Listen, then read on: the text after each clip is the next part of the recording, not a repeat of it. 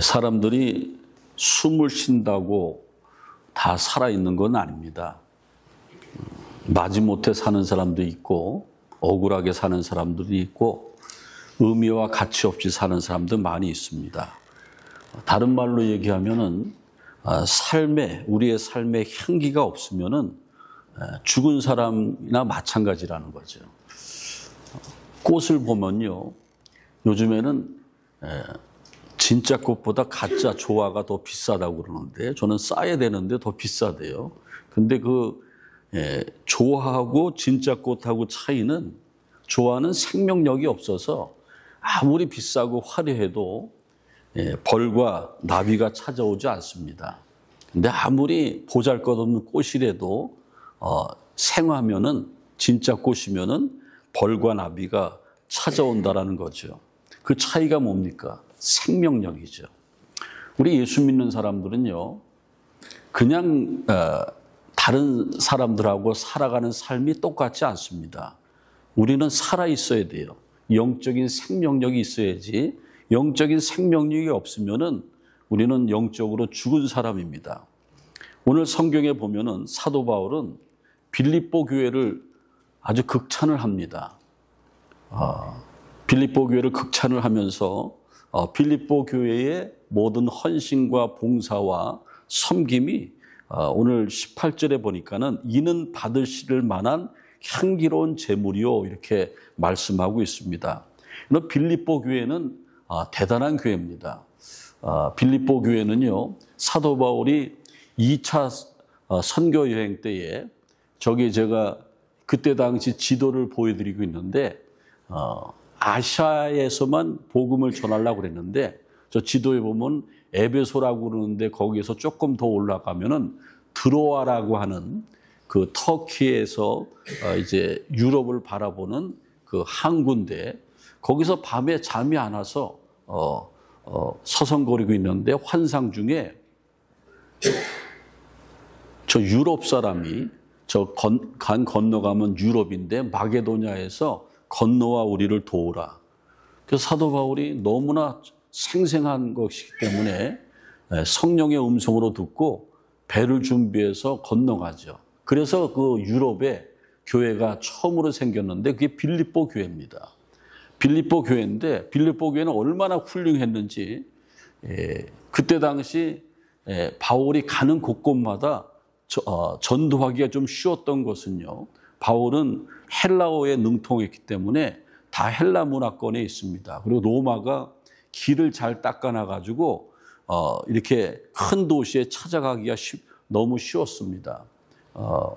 그런데다가 이제 그 안식일에는 유대인들이 회당에서 예배를 드리고 말씀을 받는데, 회당만 찾아가면은 전도할 사람들이 많이 있어요. 왜? 유대인들이 모이는데 그들은 예수를 몰라요. 바울도 예수를 몰라서 믿질 못해서 부활하신 예수님 인정 안 해서 예수를 믿는 사람들을 핍박하고 붙잡으려고 다메섹커스로 가다가 예수님을 만나서 사도가 된 것 아닙니까? 그러니까 그런 회당에서 복음을 전하는데, 유럽에 들어갔는데, 마게도냐 집에 유럽에 들어갔는데 거기 첫 도성이 빌립보라는 큰 도시였습니다. 거의 로마화되어 있는 그러한 도시였어요. 근데 안식일에 대해서 회당을 찾다가 못 찾아서 강가에 갔는데 누디아라고 하는 여인과 많은 여인들이 하나님을 찬양하고 기도하고 있었습니다. 그때 바울이 누디아를 만나는 거예요. 저기 보면 사진에 보면은 누디아 기념교회가 있는데, 누디아는 굉장한 부자였어요. 그래서 사도 바울이 빌립보에서 교회를 개척할 수 있도록 충분히 후원하고 자기의 집을 내드려가지고 빌립보 교회가 세워진 겁니다. 그 빌립보에서 사역하다가 이제 데살로니가로 가고 계속 고린도까지 쭉 내려가지 않습니까? 그러는데 빌립보 교회는 계속해서 사도 바울을 후원하는 거예요. 제가 저기다 써놨지만은, 물론 바울과 바나바는 최초로 안디옥교에서 선교사로 파송받았지만은, 파송받고 기도의 후원을 받지만은 물질적인 도움을 받지 않았어요. 세계 최초로 선교사에게 선교비를 후원했던 교회가 빌립보 교회예요. 그래서 빌립보 교회를 극찬하지 않을 수가 없다라는 겁니다. 저기 보면 사도 바울이 이제 죽기 전에 로마 감옥에 갇혀서 한 2년간의 시간이 있었지 않습니까? 그때 이제 옥중서신을 기록하는 것 아닙니까? 그때 옥중서신이 빌립보서, 에베소서, 빌레몬서, 골로새서인데 그 지도에 이렇게 있지 않습니까? 그런데 그 가운데 빌립보서는 지금 이거를 얘기하는 거예요. 빌립보 교인들에게 너무나 고맙고 빌립보 교회를 극찬하고 있다라는 거죠. 대단한 거죠. 그러면서 너희들은 향기로운 재물이다. 향기로운 재물과 같은 인생을 살고 있다. 극찬하고 있다라는 거죠. 빌립보 교회는 한두 번으로 끝나는 것이 아니고 꾸준하게 사도 바울이 로마 감옥에 있었을 때도 에바브로디도 빌립보 교회의 나중에 지도자죠. 그 사람을 보내서 감옥에 있는 사도 바울이 거기서도 성경을 집필하고 간수들에게 복음을 전하고 있어서 그때까지도 사도 바울을 후원했다라는 거예요. 대단한 교회 아닙니까? 저는요, 우리 교회 창립기념주의를 보내면서 너무나 감동했던 것은요, 사실은 이민교회가 굉장히 열악하지 않습니까? 힘들고 또 목회자 혼자 심에 붙이는 것도 많은데 여러 세월을 통해서 변함없이 아무 소리 하지 않고 꾸준하게 자기 자신을 드러내지 않고 우리 교회를 섬기고 저를 도와준 분들이 많이 있습니다. 너무나 감사하게 생각하죠. 빌립보 교인들과 같은 그러한 교인들이 분명히 우리 교회에 있다라는 겁니다. 이런 분들은 향기로운 제물이 되는 인생을 살아가고 있다라는 겁니다. 성경에도요, 꾸준하게 하나님 앞에 쓰임받은 사람이 있어요. 오늘 향기로운 제물이 되는 인생은 사람에게 쓰임받는 것이 아니고 하나님 앞에 쓰임받는 인생이라는 거죠.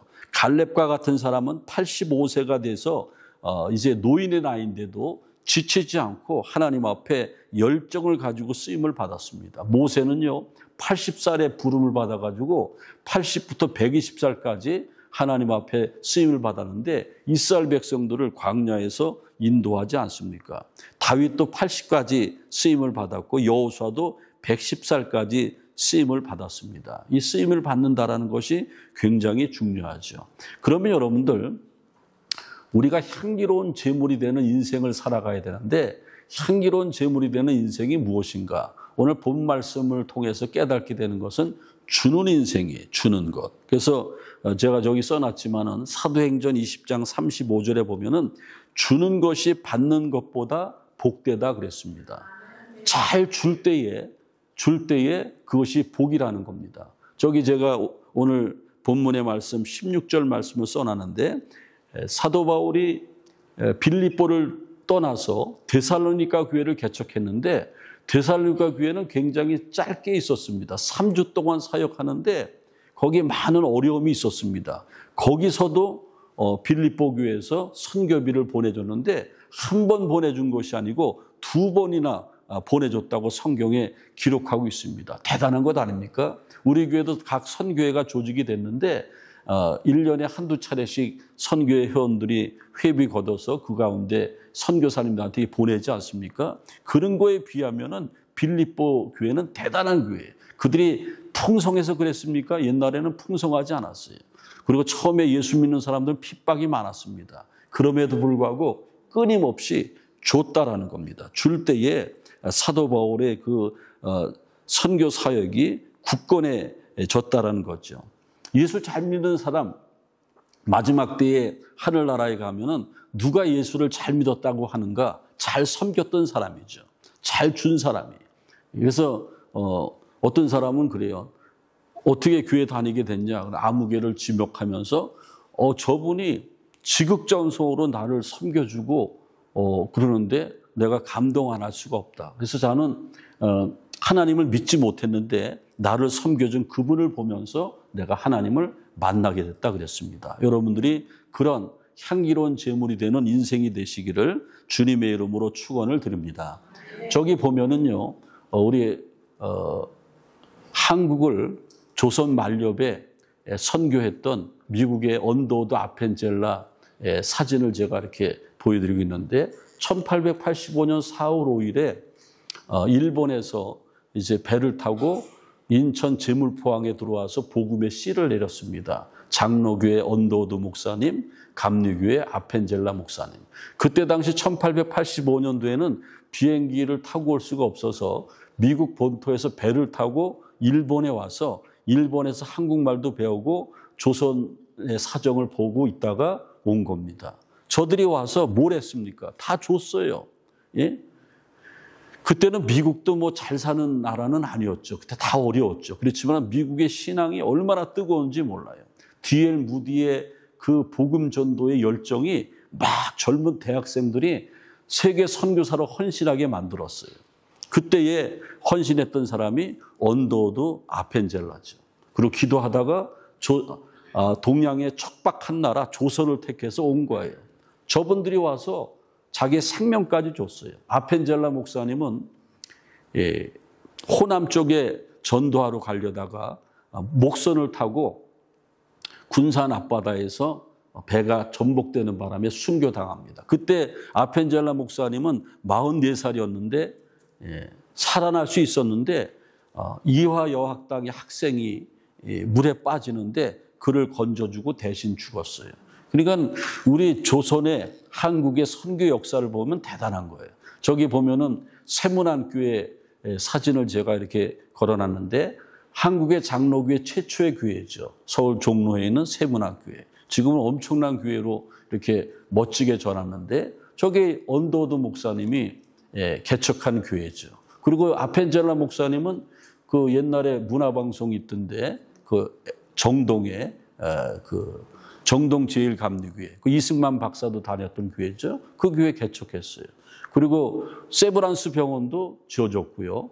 연세대학교, 이화여대, 뭐 배재학당, 뭐 학교 다 세우고 고아원 세워주고 그 미국 사람들이 아니면은 우리는 저 사람들이 그냥 준 거예요. 뭐 지금 트럼프처럼 조건을 붙여가지고 주고받고 이런 게 아니죠.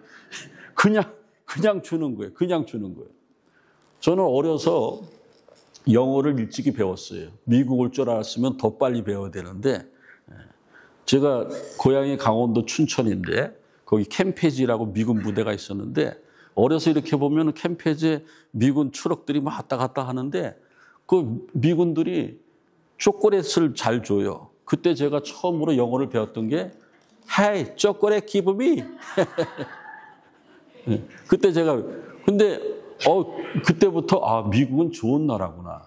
그리고 초등학교에 들어갔는데 학교에서 그 공부 끝나면은 옥수수 빵을 이렇게 해가지고 주번이 그 큰 빵통에다 타와요.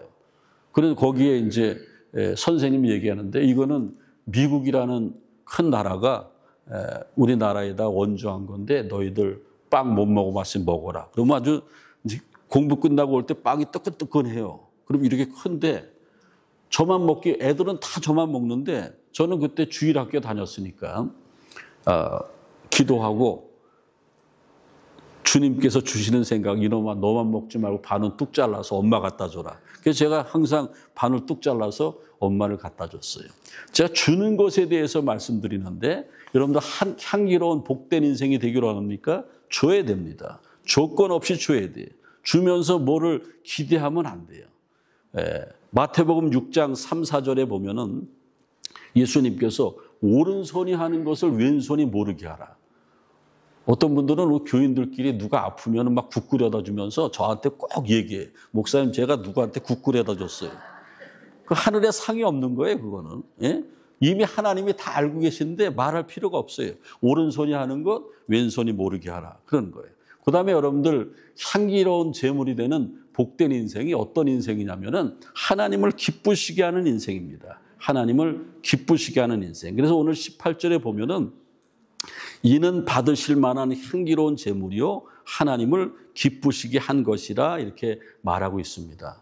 여러분들 그 향기로운 제물 그러는데 구약에 보면은 레위기에 보면은 제사 제도가 많이 나오지 않습니까? 근데 향기로운 제물은 향내가 나는 제물이에요. 그래서 구약의 제사 제도에 보면은 4가지 제사 제도가 있는데 제사 드리는 방법이 화제, 그다음에 요제, 거제, 전제. 화제는 제물을 우리가 죽어야 되는데 대신 제물을 불에다 태워서 그 향기로운 향을 하나님 앞에 드리는 거예요. 그 향기로운 제물의 원 의미가 그거예요. 그래서 여러분들 그 레위기서의 1장 9절에 보면은 이는 화제라 여호와께 향기로운 냄새니라 이렇게 말하고 있지 않습니까? 그다음에 이제 요제라는 것은 제물을 이렇게 흔들어서 제사장이 흔들어서 드리는 거예요. 그다음에 거제는 수평을 유지해서 쫙 들어서 드리는 제사법이고요.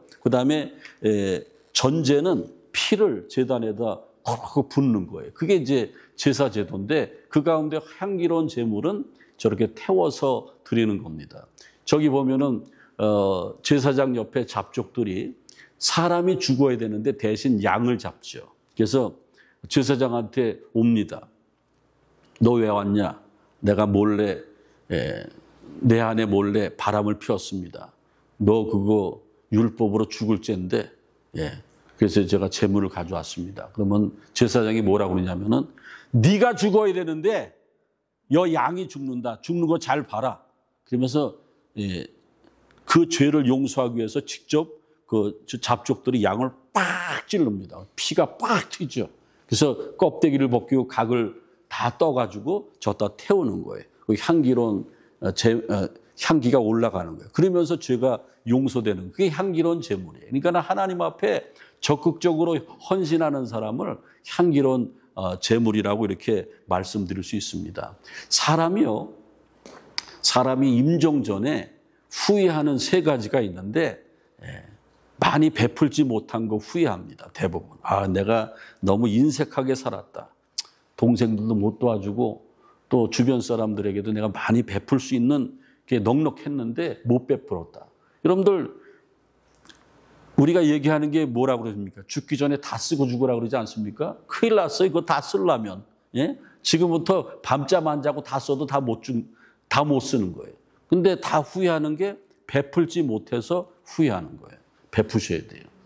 그리고 남들에게 은혜를 입었으면 빨리 갚으세요. 너무 시간이 촉박해요. 우리가 살 수 있는 시간이. 또 한 가지는 승질이 못해서 참지 못했던 거 후회한다는 거예요. 승질이 못해가지고 막 화내고 그러지 않습니까? 그거 후회하는 거예요. 그 다음에 또 한 가지는 뭐냐면은 의미가 없이 살았어요. 그냥 즐기면서 살았지 이 삶의 목적이 없었어요. 그런데 여러분들 빌립보 교회는 저게 다 있었습니다. 빌립보 교회는 베풀었어요. 자기들도 힘든데 선교 사역에 복음 전파에 베풀었어요. 그리고 얼마나 기독교 박해가 심했습니까? 굉장히 핍박을 받는데도 그걸 참고 인내했어요. 그리고 빌립보 교인들은 목적이 분명했어요. 예수를 믿는 목적이 분명했고 그래서 모든 것 살아가는 것이 사도 바울의 가르침처럼 사나 죽으나 하나님의 영광을 위해서 사는 것이 그들의 목적이었습니다. 그래서 후회되지 않았습니다. 그런 인생을 살았다라는 겁니다. 오늘 귀한 말씀 가운데 우리가 깨닫게 되는 것은요. 향기로운 제물이 되는 인생은 후회하지 않는 인생을 살으라는 겁니다. 여러분들 오늘 말씀 들었는데 이제 후회하지 마세요. 그리고 지금부터 반듯하게 신앙생활하고 사도 바울이 말씀하는 그 말씀의 가르침대로 살아가시길 바랍니다. 그리고 한 가지 더 말씀을 드리면요, 향기로운 제물이 되는 인생은 희생과 섬김이 있는 인생이죠. 그래서 희생과 봉사를 하죠. 오늘 19절에 보면은 나의 하나님이 그리스도 예수 안에서 영광 가운데 그 풍성한 대로 모든 쓸 것을 채우시니라. 여러분들 우리가 하나님 앞에 헌신하면은 모든 필요한 것을 채워주신다고 그랬습니다. 어떻게 하는 사람들에게? 희생과 봉사하는 사람들에게 반드시 채워주신다라는 겁니다. 희생은요, 내 것이 없어지는 거예요. 내가 죽는 게 희생 아닙니까? 사랑 중에서 최고의 사랑이 내가 죽어지는 거죠. 나는 없어지는 거죠. 내 소유도 없어지는 거죠. 그게 최고의 희생 아닙니까? 탈무드에 재미난 얘기가 나옵니다. 어느 나라의 왕이 외동딸이 있는데 이상한 병에 걸렸는데 이건 못 살아요. 시름시름 하는데 금방 죽을 것 같아. 그래서 왕이 광고를 광을 붙이는 거예요. 붙이면서 누구든지 내 외동딸을 살리는 사람은 내가 사위로 삼겠다. 그리고 사위로 삼는 것으로 끝나는 것이 아니고 내가 아들도 있는데 그 사위를 내 뒤를 잇는 왕으로 세우겠다. 근데 아무도 못 살리는 거예요. 근데 저 멀리 다른 동네에 삼형제가 있었는데 그 삼형제는 특이한 물건을 가지고 있는데 큰형은 만안경을 가지고 있었어요. 만안경을 가지고 있는데 멀리 있는 거 글씨도 다 보여. 어느 날 만안경 가지고 쭉 보는데 그 임금 있는 그 궁전 앞에 무슨 이렇게 글씨가 붙었는데 쫙 보니까는 딸을 살리면은 왕의 사위가 되고 그리고 자기도 왕이 될 수 있다. 그걸 보는 거예요. 그 동생들한테 알려줘요. 빨리 가야겠다. 딴 사람들이 하면. 근데 둘째 동생은 뭘 가지고 있냐? 양탄자를 가지고 있는데 쫙 부르면 양탄자 타면 그냥 비행기보다 더 빨리 쫙 가는 거예요. 양탄자가 있는 거예요. 그리고 세 번째 그 막내 동생한테는 사과가 있는데 무슨 병이 걸렸어도 그것만 먹으면 살아나는 거예요. 완벽해요. 그래서 삼형제가 합체해가지고 양탄자를 타고 쫙 만하게 보면서 사과를 두고 가는 거예요. 딱 가가지고 임금한테 갔는데 뭐 즉방이죠. 사과를 주니까 딱 살아났어. 임금이 고민하는 거예요. 삼형제가 니네도 어떻게 왔냐? 예, 만안경 때문에 왔습니다. 이거 아니면은 임금님이 붙인 거 읽지 못했습니다. 그리고 이렇게 빨리 온 거는 제가 가지고 있는 양탄자 때문에 빨리 왔습니다. 딱 그러는 거예요. 임금이 가만히 보니까는 만안경도 그대로 있고 양탄자도 그대로 있는데 사과는 어떻게 했어요? 없어졌어요. 사과는 희생됐어요. 그래서 자기 사과가 완전히 없어진 그 막내를 자기 사위로 삼았다라는 탈무드의 얘기가 있습니다. 희생은요 대단한 거예요. 오늘 여기 성경에 보면은 희생했을 때 하나님이 채워주신다 그랬습니다. 여러분들 우리가 아까도 얘기했지만은 누구 국 끓여다 주고 목사님 내가 누구 국 끓여다 줬습니다. 그거 얘기 안 해도 하나님이 내가 챙기지 않아도 다 챙겨주시는 거예요. 따라해봐요. 내가 챙기지 않아도 하나님이 다 챙겨주신다. 그러니까 뭐 자화자찬할 필요가 없어. 하나님은 우리를 다 아시니까. 근데 여기 보니까는 채워주신다 그랬는데 이 채워주신다라는 이 말은 넘치게 하신다. 충만하게 하신다. 이런 뜻입니다. 그래서 여러분들 성경에 보면 충만하다. 충만하다. 그런 거. 그래서 에베소 1장 23절에 보면 충만이라는 단어가 나오는데 이게 오늘 빌립보서 4장 19절에 있는 채우신다 이거랑 같은 말입니다. 플레오라는 같은 말이에요. 그 다음에 여러분들 잘 아시는 말씀 누가복음 6장 38절에 보면은 주라 그리하면 너에게 줄 것이니 후이되어 누르고 흔들어 넘치도록 하여 너에게 안겨주리라. 여기서 넘치도록 한다라는 것도 충만이라는 그런 뜻입니다. 하나님이 챙겨주신다라는 겁니다. 저기 보면은 미국의 신앙으로 승리했던 대통령이 이렇게 조각상이 있지 않습니까? 저게 어디에 있죠? 예? 예. 전 못 가봤는데. 미국이 복받은 이유가 있습니다. 미국을 하나님께서 넘치게 하셨는데 저 사람들이, 미국 사람들이 어떻게 했습니까? 그냥 줬어요. 지금은 많이 퇴색됐지만은 다 줬어요. 그리고 희생했습니다. 그래서 세계의 많은 나라가 미국의 도움을 많이 받았어요. 지금 아무리 트럼프가 세게 나가고 이상하게 나간다 그래도 여태까지 미국의 그 크레딧 때문에 모든 세계 사람들이 아직까지 미국을 사랑하고 있습니다.